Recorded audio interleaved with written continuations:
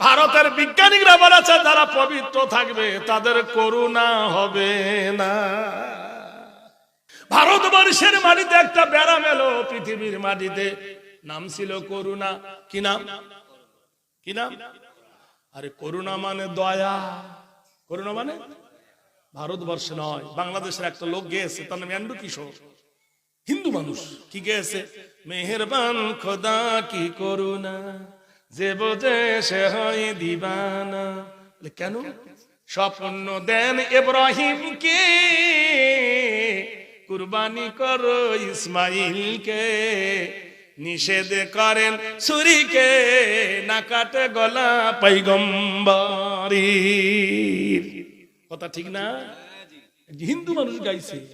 ইব্রাহিম নবী নিজের বেটাকে বলেছিল, ইয়া বুনাইয়া, এ আমার কলেজার টুকরা ইসমাইল রে, ইন্নী আরা ফিল মানামে, আমি স্বপ্ন দেখছি তোকে আল্লাহ রায় কুরবানি করছি। বেটা রাজি হয়ে গেল, বাপ জবে করলো, গোলা কাটলো না।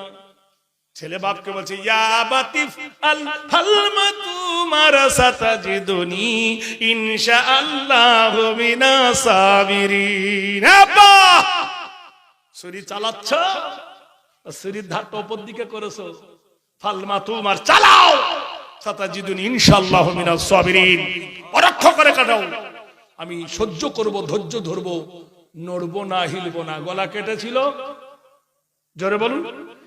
তাই বলছেন, নিষেধ করেন ছুরিকে, না কাটে গলা পয়গম্বরে।